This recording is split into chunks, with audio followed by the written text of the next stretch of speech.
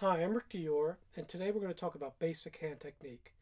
I've gotten a lot of emails from folks from my videos on YouTube, and thank you very much for those. A lot of very nice comments, and also a lot of questions about, how can I play fast and so relaxed and all that when I'm doing those Pratt solos and my own solos. So I'm going to talk a little about that today, and hopefully this will answer some of your questions. I come from a school of very relaxed playing.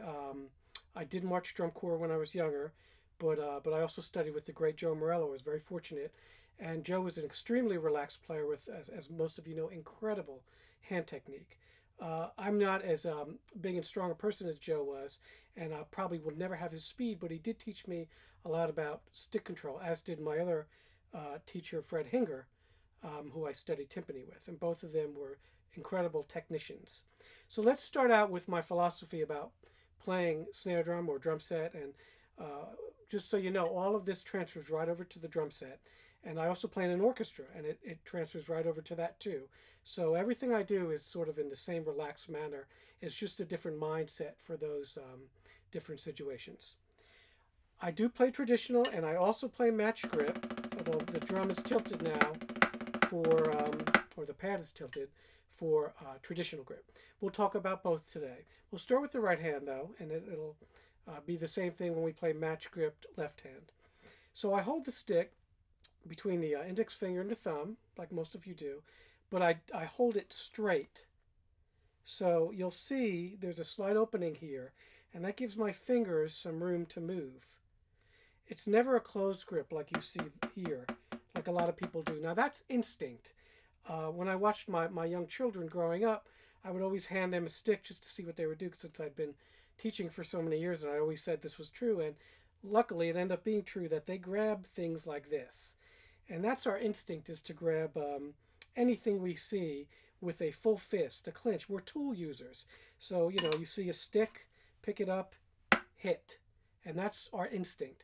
So in many ways we need to go against our natural instincts when we want to play percussion correctly, and open up that hand and grip, not tightly, but grip with the thumb and the index finger, and move the stick with these fingers.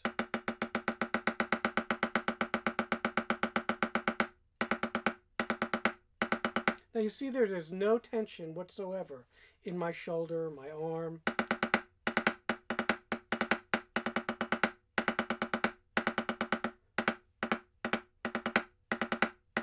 You never ever want to do that, which again is instinct. We want to, use all our muscles to use that tool or whatever it may be. So you'll need to fight those instincts, and the best way to practice: pick up the stick, make sure there's a space there, turn it over, and use these three fingers. All of us have different size hands, so this pinky might not necessarily be touching the stick, but these fingers would be one team, and the first two fingers would be another. So those grip the stick and these move the stick, like so. Now there is some wrist action in that, and if you want to just work on your wrist, just hold the stick. Still keep that space, but hold the stick a little bit more closed and just use your wrist. In the old days, that's what was called the full stroke, and you learn that wrist control first. These days I teach my students, if they don't have a lot of experience, to use their fingers first, and then we work on full strokes with the wrists. What you want to do is try to get your double, so you're dropping one note and then pushing with the fingers. And this is the key to a clean double stroke roll.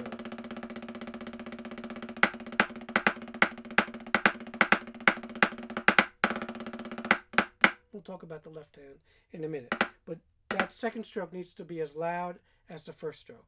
And also when you're playing three strokes, you want to try exercises that you're accenting that last stroke. The only way to do that is with your fingers. You never want to do, okay, you don't want to do that. You want to use your fingers. You see there, I'm accenting the last stroke. I'm getting a lot of bounce, and then I'm using my fingers to finish it off.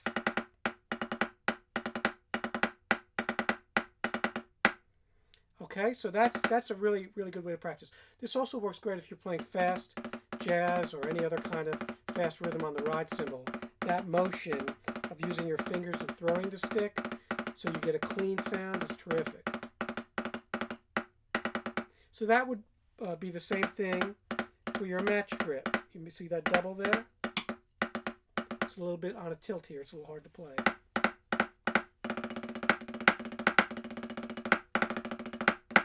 Now let's talk about traditional grip, because it's pretty much, in my opinion, the most misunderstood thing in drumming.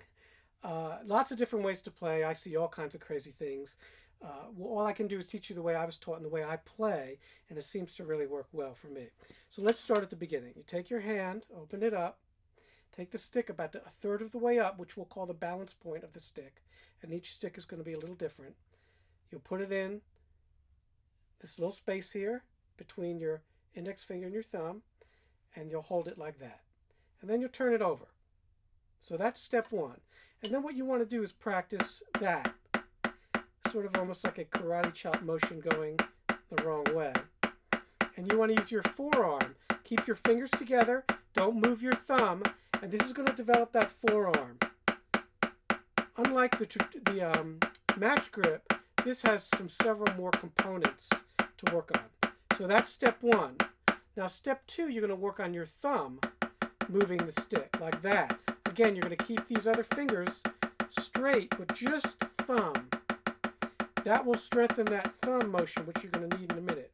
Step three is you turn the stick over and you use your fingers, a finger control exercise. Lots of drummers use this. So I use both my fingers. You can use them individually like that, but I'm using both of them. Okay? You don't have to go real fast. We're not talking about super speed here. We're talking about control. And you see that that's controlled. It's not a spastic motion. And it's relaxed, okay? So then when you put that together, all those things are working in conjunction to create a technique.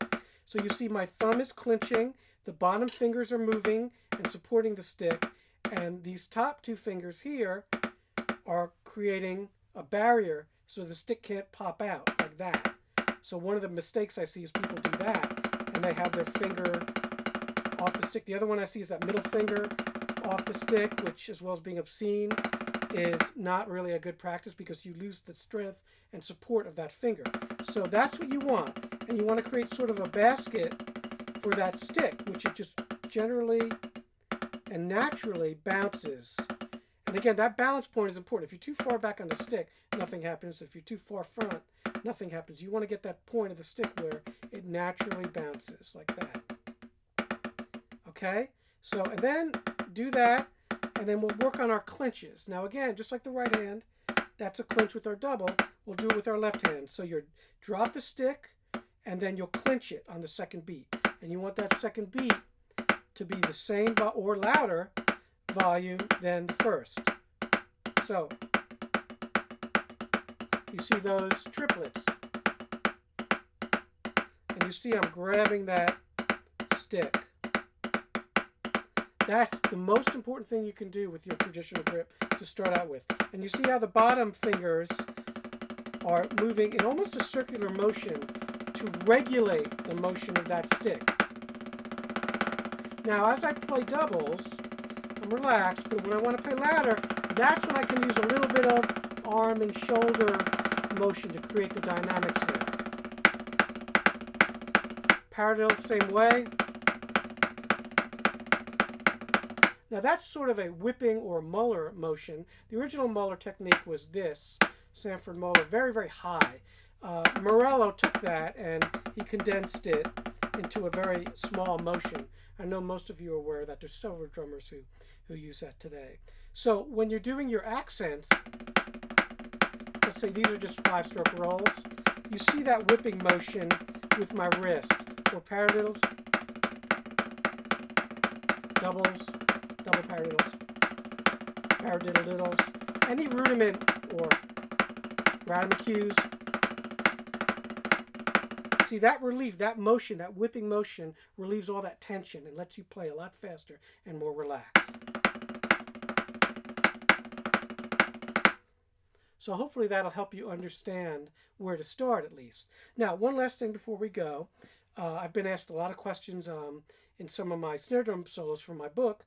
There's a lot of fast one-handed things, and you know, people think I'm playing it like that I'm definitely not doing that. This is the motion I'm using. It's a drop motion where I'm dropping the stick and I'm picking it up with my fingers. Now, that motion is one motion, so it lets me do all kinds of interesting things. 5 against 8, triplets. Whatever you're going to do, it's one motion, so you don't have to worry about the coordination that would take to play these two rhythms against each other, because it's just natural. It's perpetual motion. And you can do 1, 2, 3, 4, 5, 1, 2, 3, 4, 5. Okay, whatever you want to do, it just will happen naturally. Now that takes some time to develop. You can do that also with the left hand by doing that. Much more difficult, but it does work. So that's what that is. Dropping and picking up. And it's very relaxed. And again, it's just like doing that. I can keep it going forever. This is really, really handy for playing hip-hop on drum set, playing Brazilian music. It's super handy. Lots of different things. The nice thing about it is you can really adjust the feel from straight to kind of a open sound to a triplet sound. Whatever. It's kind of really adjustable by the motion of your hand. So that does it for today. I hope that answers some of your questions, and I'll see you next time.